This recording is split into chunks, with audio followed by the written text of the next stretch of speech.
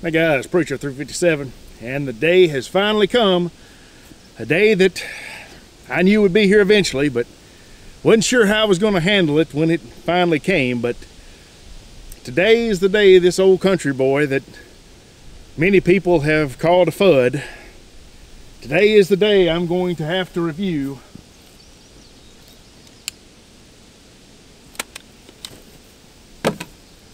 one of these things here. One of these scary, dangerous things here, these newfangled things that are not my favorite, but a lot of people like them, so I guess here I am going to shoot this thing. This is actually my gun though. This is an M&P 15 Sport 2 that I probably had 5 years, and if I had to guess, I'd say I haven't shot it in at least 2, not 2.5. And I might have put 250 rounds through this thing maybe in 5 years. That shows you just how little interest I actually have in AR style rifles. But here we are with an AR style rifle on the channel doing a review, which, to be perfectly honest, I feel extremely unqualified to do, because I just don't have a lot of experience with them. I mean, I know some things about them, obviously. I've had one for several years now. I've taken them apart. You can see here I've even put other furniture on it. I've got Magpul stock here, Magpul handguard, put a Talon grip over the original pistol grip on this. Thought it might make it look a little bit more cool, right? But really what it was this gun was all black when I got it, and man was it scary. I couldn't even sleep at night. I mean, I'd wake up 2 or 3 times a night and have to get up and open up the safe and make sure it was still in there, because I was just sure it was going to get out and go on a killing spree and murder me in my sleep. And then, you know, so I thought, well, maybe if I changed some of the colors, it wouldn't scare me so much. And so I did, and you know, I was right. I didn't have to get up all night long and check on it anymore. You know, once a day usually was all I'd have to check the safe, just to make sure I was still safe. It was still in there. It never did figure out how to get out, so never killed anybody on its own. So I've been fortunate. I've been really fortunate. You know, the liberal news media, you know, has had me terrified of this thing, but so far so good. You know, I've made it this long. But now, honestly, the reason I changed out the stock and the handguard, well, number one, I didn't like the original stock. It didn't seem like it fit me as well. This one is a little bit longer and seemed like it fit me a little bit better. But to be perfectly honest, the biggest reason was I was just trying to make this gun a little more interesting, because it just wasn't interesting to me. I bought it and didn't really want to shoot it. I brought it out here, shot a few rounds through it, and I was like, well, okay. And I was pretty much done. I remember my cousin came over right after I got it, and I shot a few rounds. He shot a few rounds. I got it back out. I think I might have put one more mag through it. And it's like, you want to shoot again? He's like, no, not really. And I said, well, me neither. And I think we had his Marlin guide gun out here. It was like, oh yeah, let's shoot the 45-70. And so we shot 45-70 the rest of the time, because that's a lot more interesting. It's a lot more fun to me. But here we are with this gun. And before we get started, let's just go ahead and address some of the issues that are out there, some of the false information that's out there, because if an anti-gunner should watch this video, I want them to get the facts. This is not an assault rifle. AR does not stand for assault rifle, and this is not even an AR. AR-15 is a trademark of Colt. They own that name, so only they get to call their rifles AR-15s. Now, there's lots of different names they come up with. This is a Smith & Wesson. They call theirs an M&P 15. But, you know, they're the same pattern. Sometimes you hear them referred to as AR pattern rifles. You'll hear them also called modern sporting rifles, or MSRs. And those are accurate terms, I guess. But it's not an assault rifle. And because assault rifle has a very specific definition. An assault rifle has to be, number one, a rifle of intermediate caliber, and number 2, that is select fire. Now what does that mean? Well, select fire means it goes full auto. You can be semi-auto or full auto. You can select whether you want it full auto or not. Intermediate caliber means that it's a rifle round that's more powerful than a pistol caliber, but it's not as powerful as what they would consider a full battle rifle or a full rifle caliber. And where this whole idea came from was really with the Germans, the STG-44, also known as the Sturmgewehr. The Sturmgewehr, that word in German literally means storm gun or storm rifle, but the idea is storming a position, right? Assaulting a position. And so loosely translated, the word Sturmgewehr means assault rifle. And that's really where the idea came from, this STG-44 that the Germans developed during World War II. And during World War II, the Americans, we had submachine guns, the Thompson, right? Which was a 45 ACP full auto gun. It shot the same round as the 1911 pistol, the handgun that the Army used at that time. So it was a pistol caliber, which is why they called it a submachine gun, because it was in a less powerful cartridge, the 45 ACP. And then they had their battle rifles, which was the M1 Garand, which was in 30-06, which is a full-powered rifle cartridge.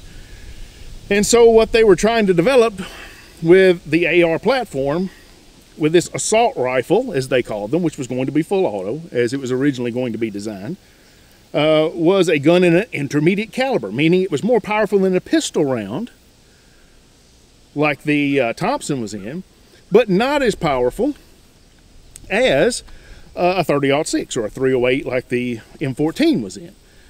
So they were looking for something that was in between. And that's where the AR-15 came from. Originally, the AR-10 was what it was going to be, which was chambered in 308, which is a full powered cartridge. But when they wanted that lesser powered cartridge, that intermediate cartridge, they chambered it for the 223 Remington. The 223 Remington was developed from the 222 Remington, which was a civilian cartridge. They just did some tweaking to it to make it into the round that this gun would chamber and fire. And so, here's something that you need to know. If it's an assault rifle, by definition, it cannot be a high-powered rifle. Because you hear that quite often. You'll hear the news media refer to the AR-15 as a high-powered assault rifle. That cannot be. That does not even make sense. By definition, if it's an assault rifle, which it's not because it's not full auto, but even if it were an assault rifle, then it couldn't be a high-powered rifle. It would be a medium-powered gun, intermediate cartridge. But literally speaking, if you're talking about rifle rounds, the 223 Remington, or the 5.56 NATO as it became, is actually one of the least powerful rifle rounds there are.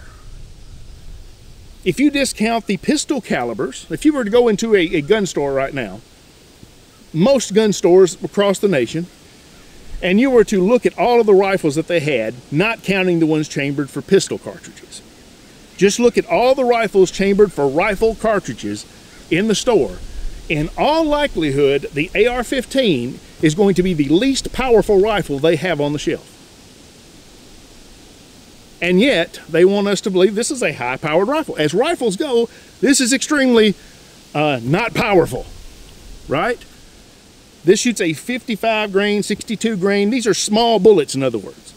The 30-06, for example, shoots 150, 180 grain. You can even go up to like 220 grain bullets with a 30-06. And the 30-06, which is one of the most popular hunting rounds, originally was a military round, but it's been one of the most popular hunting rounds on the civilian market for well over 100 years. It's been one of the most popular hunting rounds for deer especially for over 100 years. And the 30-06 is roughly 2.5 times the power of this gun. If I go get my Remington 700 and 30-06, it's going to have 2.5 times the power of this gun. And yet they always call this a high-powered rifle. It is not. It's not an assault rifle. It's not a high-powered rifle either. It's a very low-powered rifle by rifle standards. I've even had this argument with people who are pro-gun, with a member of the Tennessee Firearms Association even. I say I had an argument. He didn't really let me even get a word in, but his argument was, when I said, well, the AR-15 is not really a high-power rifle, he said, well, it's not a 22. Well, no, but neither is a 25 ACP, right? I mean, it's, 22 is it's setting the bar pretty low, right? And then he said, well, if it hits you, it kills you. Well, one of the complaints that the military had about this round was that it wasn't lethal enough, that they were having problems with it not being lethal enough, not having enough range, not being powerful enough at distance even. And even now they're developing new cartridges to replace this one that are going to be more powerful and larger, right? So this rifle has its place. It's light. It's good for certain applications. But the idea that it's the most powerful killing machine ever created is just not true. It's just not true. And, this fear that they're sowing over these is just propaganda. And the reason you see these used so often now in these mass shootings is because these shooters know that if they use this gun, they're going to get publicity. And that's exactly what the news media is giving them. They know if they go out and they kill people with this, the media is going to cover it. The media is going to jump all over it. Their name is going to get out there. They're going to get that attention that they've been seeking. And the media gives it to them. And the media knows they're doing it too.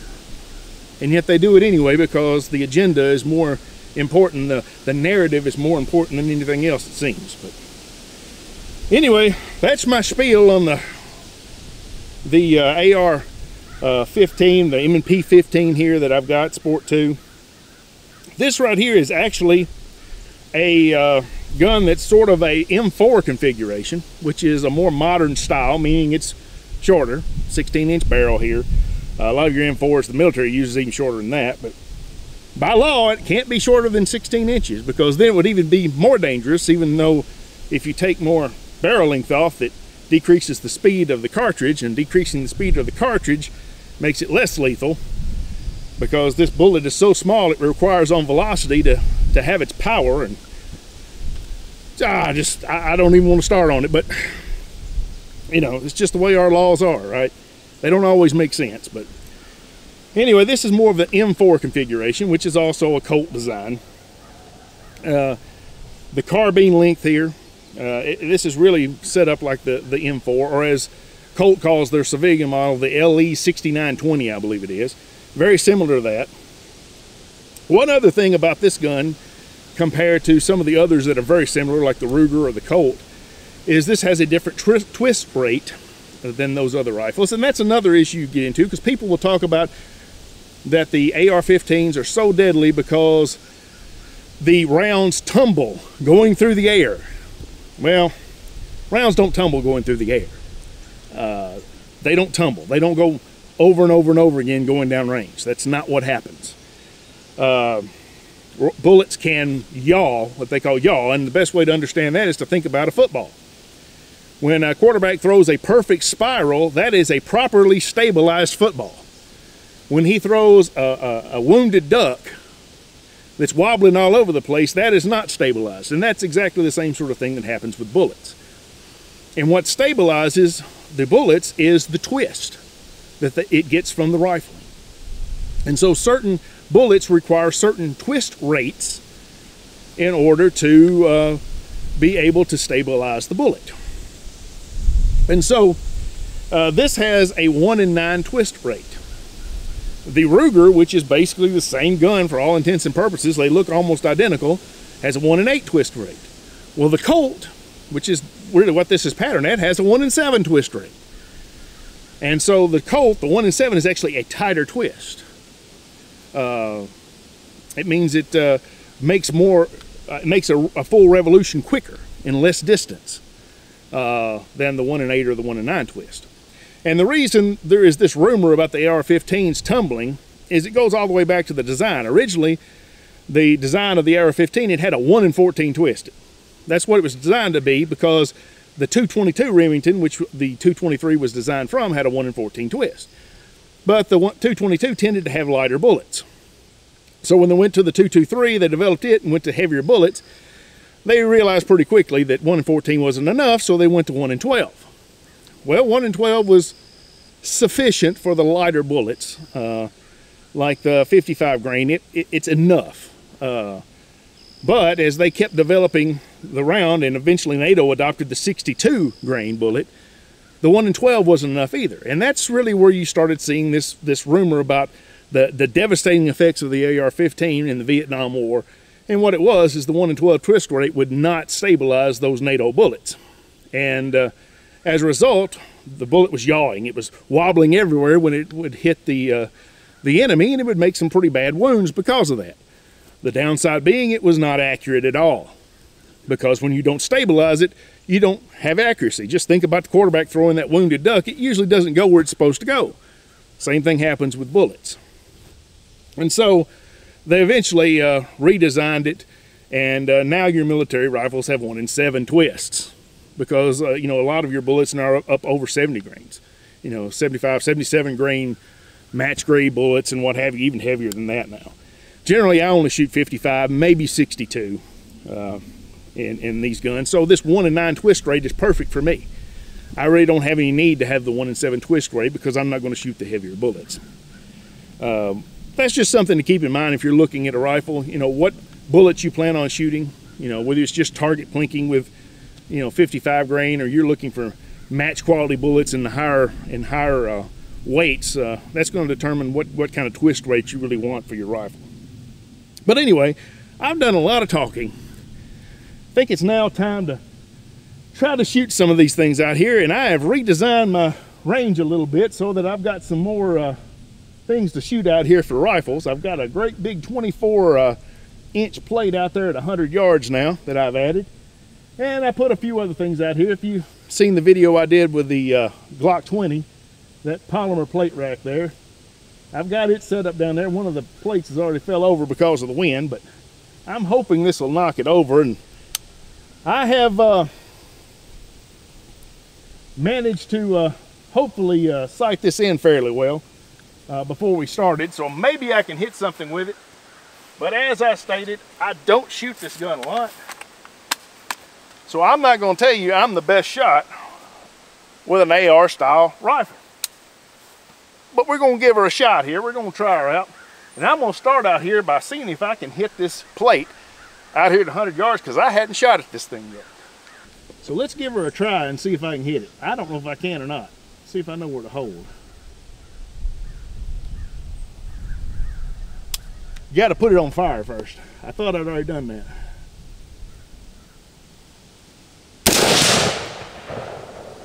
I believe I hit it.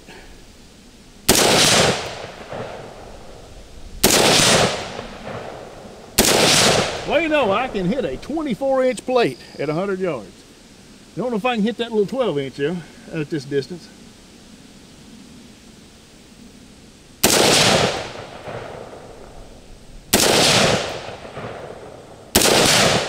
There it went. It's holding a little high, I believe. Not too bad, I guess.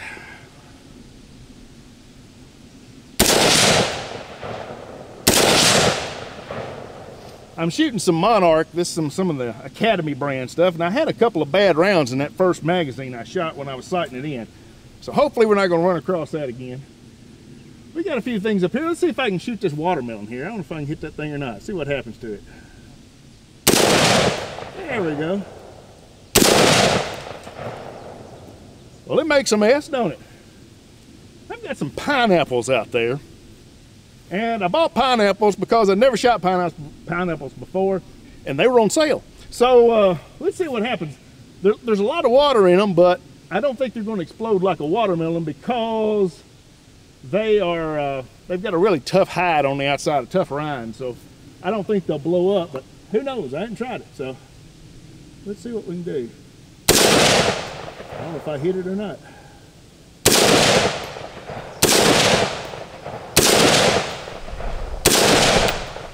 I can't see what I'm doing.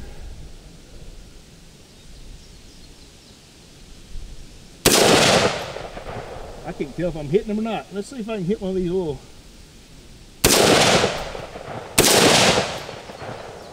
Well, I think I hit the holder and bent it. I guess my precision is not quite what I expected with this gun.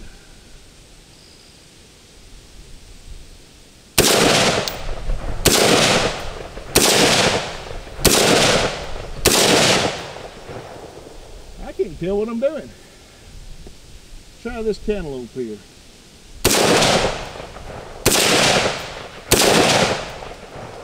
Cantaloupes don't explode either. Apparently that watermelon didn't either. Got some water jugs out there. Let's see if I can hit one of them.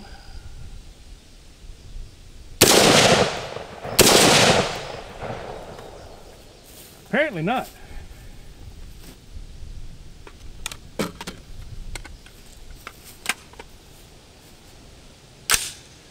But let's try again just to see.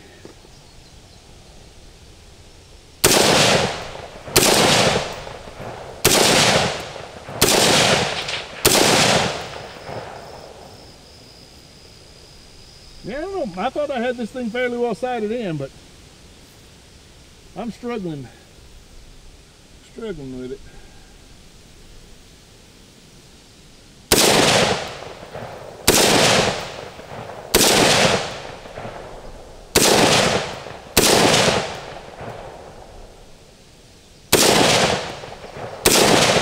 I cannot see hardly. I figured at this range I'd be able to hit them little things. I know I can with my Marlin Model 60, but I'm not quite as good with the with this apparently as I am with the Model 60. I got some soda jugs right over here, as some people call them. We just call them soft drinks, or my dad called them cold drinks, or a lot of times we just call them Cokes, no matter what they are. But let's see if I can hit one of them. Yeah. This is probably more rounds than I put through this gun at one time ever. Probably ever.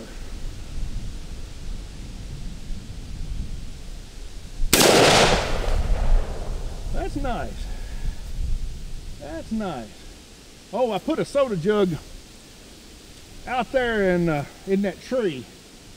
Let's see if I can hit this one in the tree out here.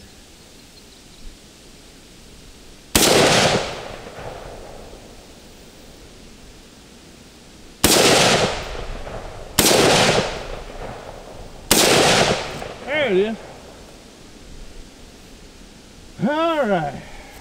Let me see if I can hit some of these little plates here that done fell over. Maybe I can hit them. I don't know if they'll fall over or not.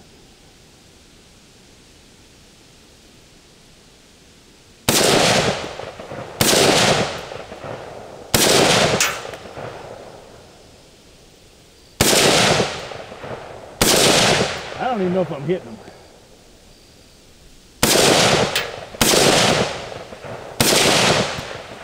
Yeah, I lost the other one, didn't I? I'm just wondering if I ever hit them pineapples. There we go.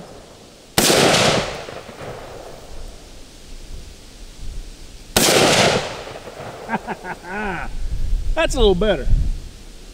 Maybe I'm getting the hang of it a little bit here.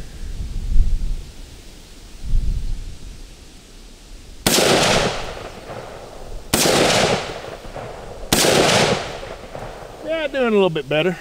Starting to get the hang of it. Like I said, I hadn't shot the thing in, I don't know, 2 years at least. And I've never put this many rounds through it ever at one time. So let me go out here just one more time. Just gonna finish out this mag and then let you guys go. All right here.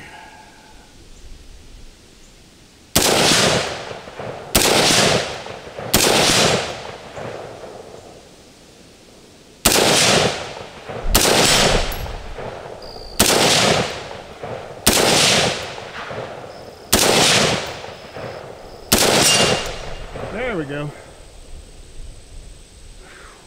How many I got left here? Looks like one round in the chamber and one in the mag. All right. Need to make them count. I guess I'm just gonna go out here to 100 yards again.